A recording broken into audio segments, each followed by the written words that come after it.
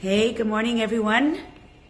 For some reason, I wasn't able to tag anybody. I don't know what's going on with my computer and Facebook here today, but I want to wish you all a Freilich Hanukkah, 5th day of Hanukkah. The sun is glorious here in Toronto. Okay, it's -1, but who's complaining? How is your Hanukkah? Before we go on, how is your Hanukkah? How are you enjoying the family time? How are you enjoying the latkes, the menorah, sitting by the candles, and having time to meditate on blessings? Let me know how your Hanukkah is going. Give me a thumbs up, put in some comments. Wishing everyone, the 5th Lichtel was last night, and it's a big deal in Chabad circles. It's when the Rebbes used to give their children Hanukkah geld. So it's a big deal. We all make time to celebrate and to talk about the holiness of Hanukkah, the beauty, the spirituality. It's not just about presents. It's not just about latkes and sufganiyot. There's a much deeper meaning. So happy Hanukkah to Italy, happy Hanukkah to Israel, happy Hanukkah to Toronto, to Connecticut. I don't know where everyone else is reaching out from, but it's wonderful to see you all. Chag Sameach. Okay, Joanna says, feels very blessed to be Jewish, to be able to celebrate Hanukkah.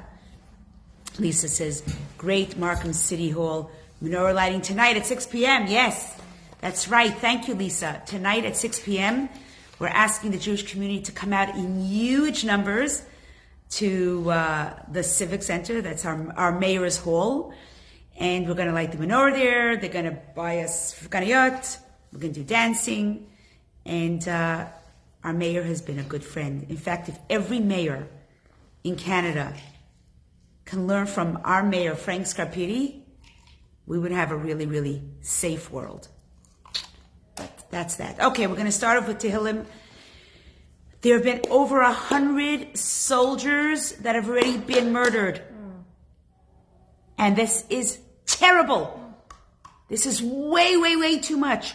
While we're waiting for the 138 hostages to be released, we need to daven to Hashem that every single soldier comes back whole and complete.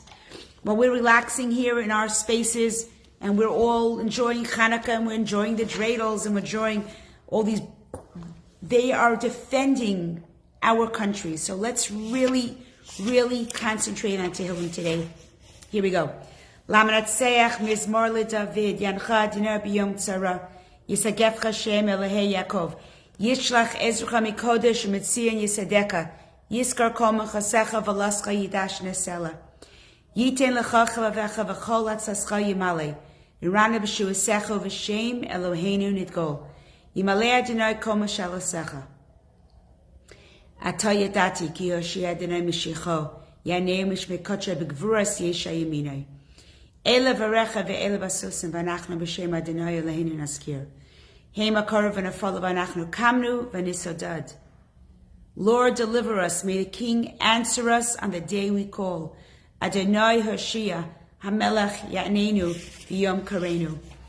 I don't know, King David's really talking to all of us, right, Nikki? We were talking on Shabbos how the Tehillim is so appropriate for our time and day. And Hashem, listen to us. Just listen to us. Just give us a complete modern day miracle. We are seeing some great miracles. We are seeing so many of Hamas they're coming up and they're surrendering. You know, I was watching yesterday an interview and they're asking, according to the Geneva Convention, okay, what I'm about to say is hilarious. Is it right? Is it moral to have those Hamas, those civilians in their underwear? Oh, which Geneva Convention? What about the Geneva Convention that doesn't allow butchering and murdering children, raping women and girls? Is that also part of the Geneva Convention? You're worried about those Palestinians in their underwear? This is so ridiculous, it's almost a joke. You can't even rationalize with idiots that talk like that. But I'm digressing. Today is Tanya. And today we're going to focus on something that's actually in today's and tomorrow's Tanya. Corinne, you're right. Because nothing happens if Hashem didn't allow it to happen. And that's what's going to lead me to today's class. Why is this happening? Why is this 2-month-long war taking place if we said last week that God allows it to happen? The Yerida Tzorach Aliyah, right? That was a concept we learned last week. This week's concept is about the concept of that mitzvahs are the garments, are levushim. I know, Chana. Of course they strip them to check. Of course. Israel only does things that are moral, highly moral. No one even can question that our IDF is the most moral army in the world. You remember when England had to bomb the Nazis, they bombed out a whole city of Dresden. No one came asking, how come you were not being moral to the civilians? The whole world knew you had to eradicate the Nazis. And the world knows now we have to eradicate Hamas. And whatever falls in place, whatever happens to be in their way, it's Hamas's problem. Let's get back to Tanya. So Tanya tells us that the mitzvot that a Jew does, every mitzvah that you do, Kareem, Deborah, Diane, every mitzvah that you do, this is called our clothing, the clothing of a Jew. So the question that we ask is, are our mitzvahs on a high level? Every time a Jew does a mitzvah, is that considered a high level? It's only our clothing. I could remove this jacket, then it's no longer me. But there's a very, very beautiful statement in the Talmud that says, Yafeh sha'achat ba'olam hazeh, Yafeh sha'achat v'tshuva ma'asim tovim ba'olam hazeh, mikol chayei olam haba. Listen to this. Your mitzvot and your tshuva in this world is infinitely greater than anything we can experience in the world to come. Now, we say, oh, looking forward, the world to come. We do all these mitzvahs so we can celebrate in the world to come. No. According to Tanya, and this is a revolutionary idea, according to Tanya, this world is where it's at. No one's running to Olam Haba. You know, the Arabs, their whole life is about death. They want to die to be martyrs. That's why they're so fast to send their children to be suicide bombers. They don't care about life. To them, it's all about their world to come. Jewish life, it's all about Olam Hazeh, transforming this world to make it a dwelling place. Lasodira zu bitachtonim. Tell me if you remember that phrase. Remember that phrase we keep saying? That the whole function, the purpose of God's creation was to make Hashem feel comfortable in this world. So every mitzvah you do, you are lighting up this world. You are elevating Hashem's world. Now, Olam Hazeh, this world seems so dark. It seems so dismal. It seems so anti-godly. But the truth is, Hashem is here. He is just very hidden. He's very Hester. So every time you do a mitzvah, my friends, you are revealing, igniting, exposing godliness.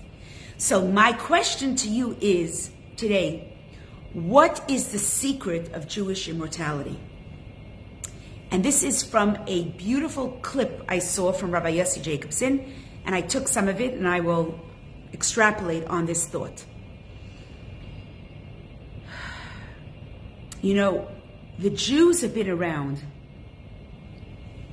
for over 3.5, 4 millennium, right? Thousands of years. From when Abraham discovered God and became the first Jew, we've been around since then. And we've been around forever. And Jews go through their life, sometimes never really connecting with the neshama. They know they're Jewish. but it doesn't really mean much to them. You know, they'll even put a Hanukkah, Christmas bush in their house. They'll celebrate many of the non-Jewish holidays. They know they're Jewish, but it doesn't really resonate with their day-to-day life. But something happened October 7th. October 7th, every Jewish neshama was ignited. It's never happened before.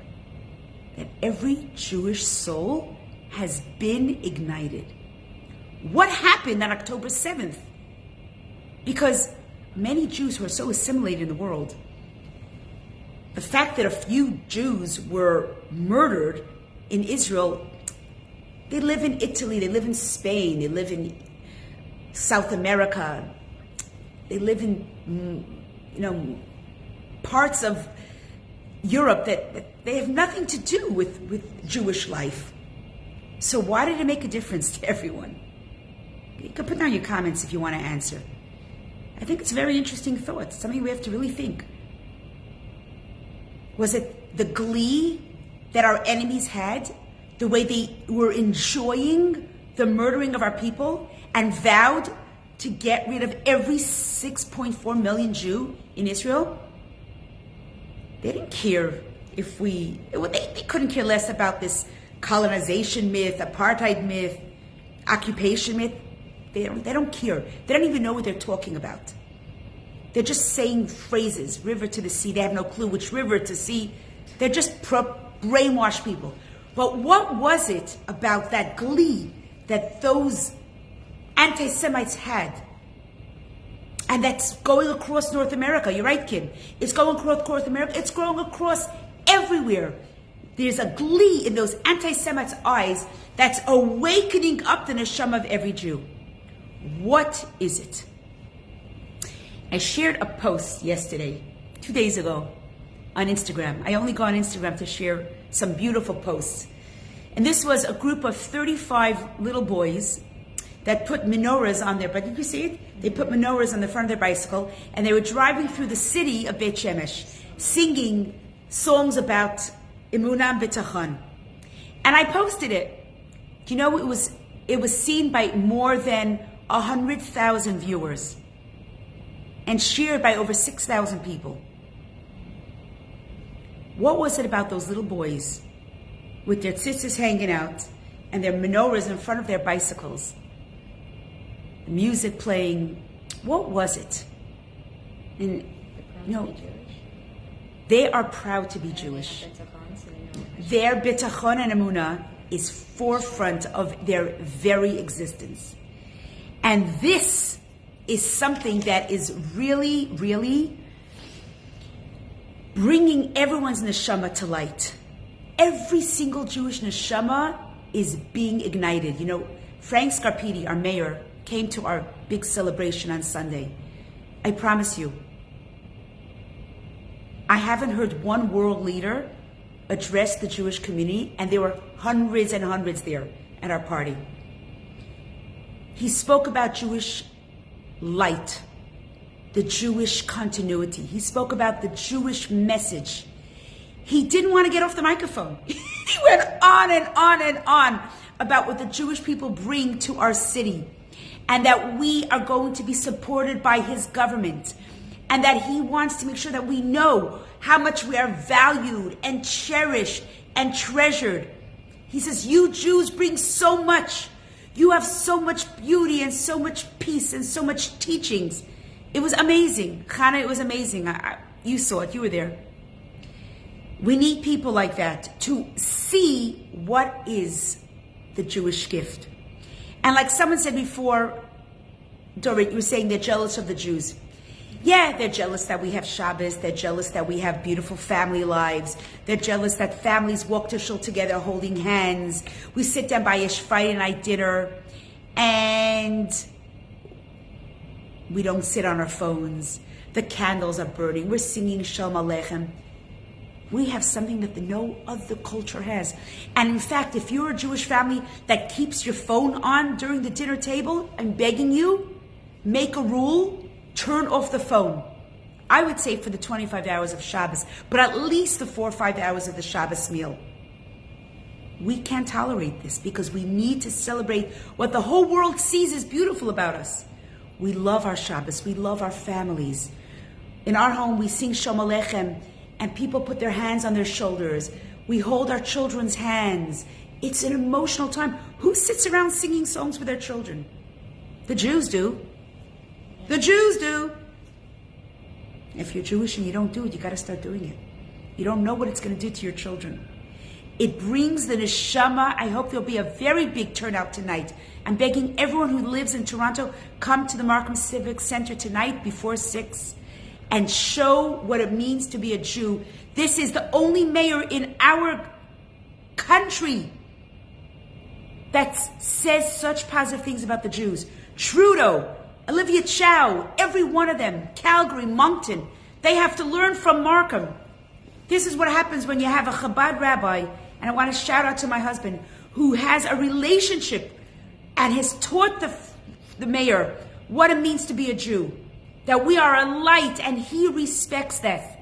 Yes, the mayor of Calgary even refused to go to the menorah ceremony. Feh. F-E-H. It's not Tanya. But this is what it means. So what is it about our people? So we have to think like this. Yeah, exactly, Lisa. We have to say like this. Is there a scientific explanation for the survival?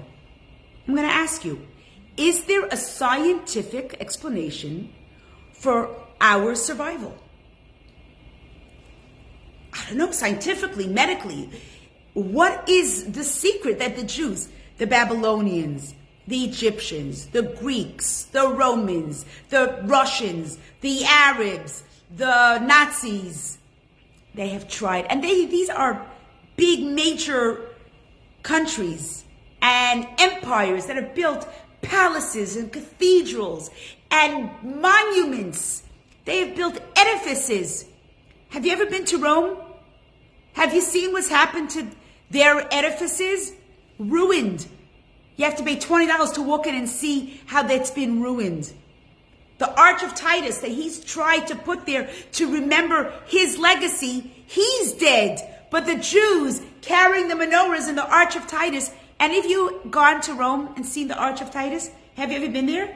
It is unbelievable. They put this arch, like this huge, 10-foot, 20-foot arch, with the imprinted in it, with the Jews going into slavery, when they took the Jews out of Israel, when they ruined the Beis HaMikdash. But guess what? Today there are Jews walking around the Arch of Titus, putting on tefillin with visitors. I saw it myself.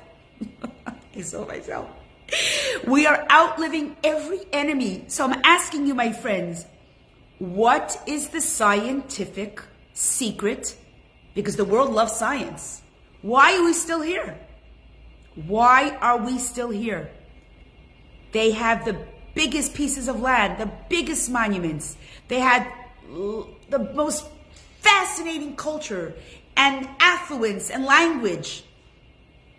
They're not here. What is the secret? I'm asking it again. What is the secret of the Jews' immortality? So, anybody? It's based on Tanya. It's based on something I said today. Oh, Karine, you hit on it. It's our Torah and our mitzvahs.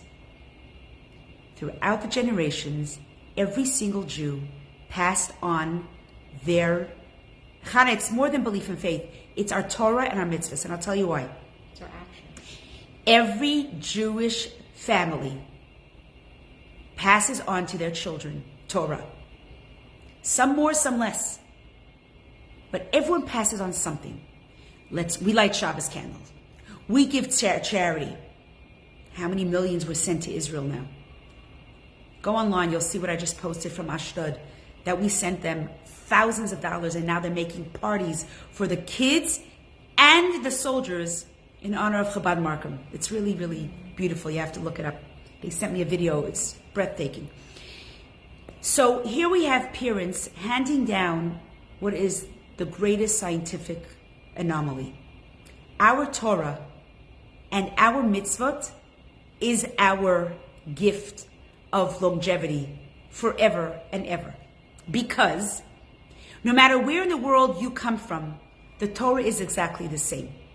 So whether you're an Egyptian Jew, whether you're a Brazilian Jew, whether you are an American Jew or Israeli Jew or a South African Jew, you have the same Torah. Our Torah hasn't changed. It's the same Torah with the same Hebrew letters, word for word, nothing's changed. If you go to Zambia, Zimbabwe, Hawaii, and Yugoslavia, you take out the Torah, you compare it, it's exactly the same. That Torah is our secret to immortality. So what does that mean for me and you? That means the only way we will survive is not because of our money, not because of our affluence, not because of our shuls, not because of our big buildings. That's beautiful. But that's not the secret, because our enemies have destroyed that. We still stay. You know, my uncle, Vetter Mendel, was a very, very, very famous chassid. And he shares the story.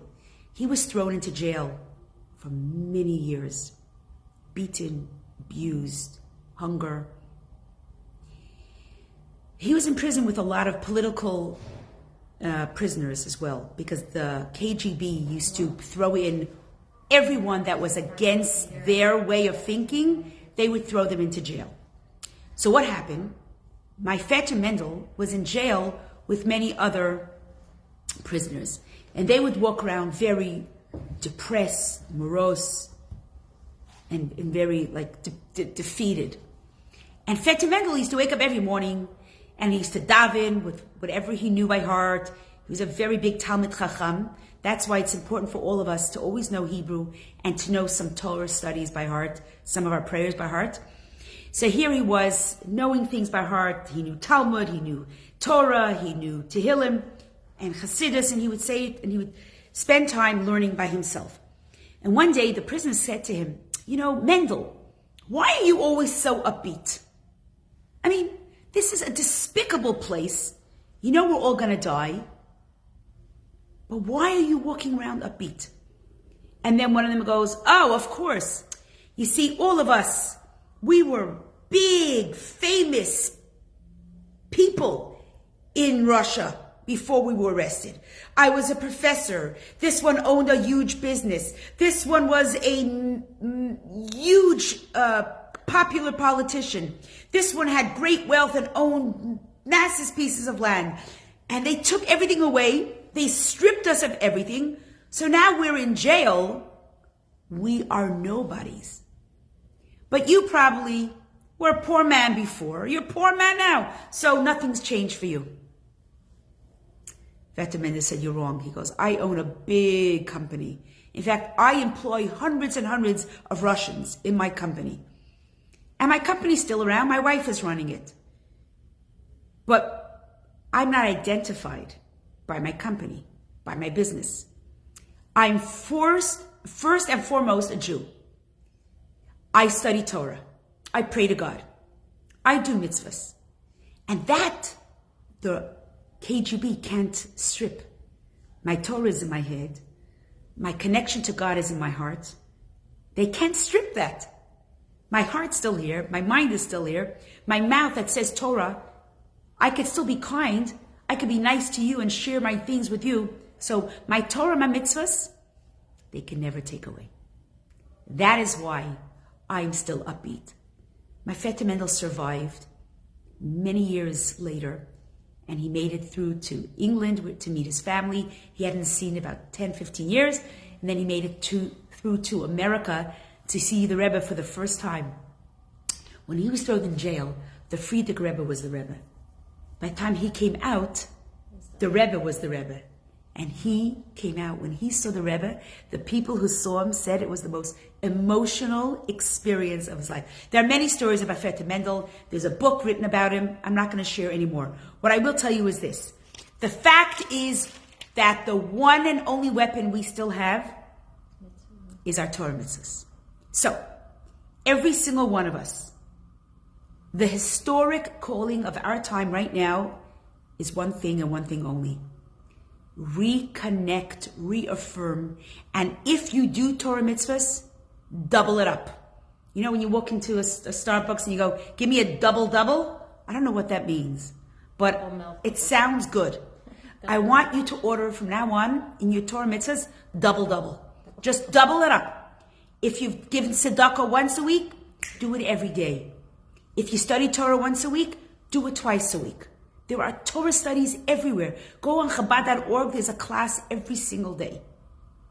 If you've light Shabbos candles, double it up. Do it on time. If you've kept Shabbos for Friday night, try to keep it into Shabbos morning and come to synagogue. Kids, Jewish kids should not be going to soccer, hockey, dance, baseball on Shabbos. Saturday is not for us. We call it Yom Shabbat. Start keeping Shabbos. What does it hurt you? You have 6 days a week to do basketball, to sign up for baseball. And believe me, every one of you know your kids are not going to become baseball players. They're not going to do this for a living. No one I know has their children become famous dancers or famous hockey players. It's not going to happen. So we're wasting, and I know some of you are going to feel a little bit insulted by what I'm saying, but you know me, I speak from the heart. It's one day. Your kids can go 5 days a week, they can go play sport. But Shabbos is Shabbos Hayom LaHashem. This is our secret. We want to win this war, don't we? We want any more soldiers dying? 20-year-old boys? Hi, Lisa. Lisa, let Aaron listen to this part of the Facebook class. Just this clip, okay? Our soldiers of 19, 20, 21, they deserve to die while we're relaxing here in Toronto or wherever you're listening from. We're safe. Our children, our 20-year-old soldiers have to kill themselves for us. We need to fortify them. Fortify them with your Torah mitzvahs. That's our weapons. I'm begging you today, have a Tehillim in your car. Open it up when you're not busy. We got to do more, friends. We're losing them like this. We're losing them. How much more can we cry? How many families in Israel are sitting Shiva now? How many families are sitting Shiva? That should not be the way. There's no Shiva. 9:45. So it's better late than never. How many more families have to sit Shiva in Israel because we are not using our weapons? So this is the secret. You know, we have a young girl in our show that is her and her mother becoming Jewish. She might be even watching here. And I asked her the other day, you're joining the Jewish people at the most precarious time. Most of the world hates us. There are so many anti-Semites we can't even count. We do have a bunch of good friends, and we love you for that too. One of them is our mayor, Frank Scarpetti, who is going to be tonight blessing us all at the Civic Center. Make sure you're there. But this is a young woman who's 20 years old, and you know her, Nikki. She's a gorgeous girl. She's not like, handicapped or fat or ugly that she needs. She's a beautiful girl that can make it anywhere. And yet, she has chosen to join the Jewish people now at this time. She knows the secret to our immortality, and she wants to join our nation. I'm speaking to Jews out there who were born Jewish. You don't have to go through a 2-year conversion. We just have to study more, learn what our weapon is, tefillin, mikvah, tzedakah, Shabbos, mezuzah. You have mezuzahs on 2 doors? Go out and buy more. What's money? Mashiach comes, we won't even need the money. Take your money and buy mezuzahs. If you were keeping kosher out, start keeping kosher in, or vice versa. Spend a little more on a chicken. Who cares? A little bit less on the nails, a little bit more on the chicken. My friends, the world is watching us. They know we have a secret. They don't know what it is. They're baffled. But we know what it is. This week's Tanya tells us it's our Torah and our mitzvahs Remember what I said before. Yafa shah achas b'tshuva ma'asim tovim b'olam hazeh me'olam chayei ha'olam haba. It is more beautiful to do the Torah mitzvahs here than anything else. So Corinne asks a good question. How does that help the soldiers? Well, last week, Corinne, we spoke about that the Jewish people are one organism. And when your ear hurts, the whole body hurts. Hashem tells us very clearly, when you do a mitzvah in Toronto here, it affects the Jewish soldier in Gaza. Connection, direct correlation. Your mitzvah, because we are a spiritual people, Corinne. It's impossible for us to be survivals if we were just physical people. We are a spiritual nation. And every mitzvah you do here saves a life. You do 10 mitzvahs today, you're saving 10 soldiers. You're doing 30 mitzvahs, you're saving 30 soldiers. This is not something I'm making up. It says it right there in our Tanya, in our Talmud, in our Torah. So let's make a hachlatus right now. And I want everyone that's watching to give me a thumbs up. Are you going to up the ante on your mitzvahs? And I need to see thumbs up. I'm not closing this until we have one thumb up. 2, 3, 4, 5, 6, 7, 8, 9, 10, 11, 12, 13, 14, 15, 16, 17, 18, 19, 20, 21, 22, 23, 24, 25. Good. My friends, we are going to win this war. The soldiers have to do the physical fighting, but my friends, Mandy, Karen, all of you, we're not fighting the war. We got to give them the spiritual protection. And don't dismiss your power. There's nothing more to say. Have a great day.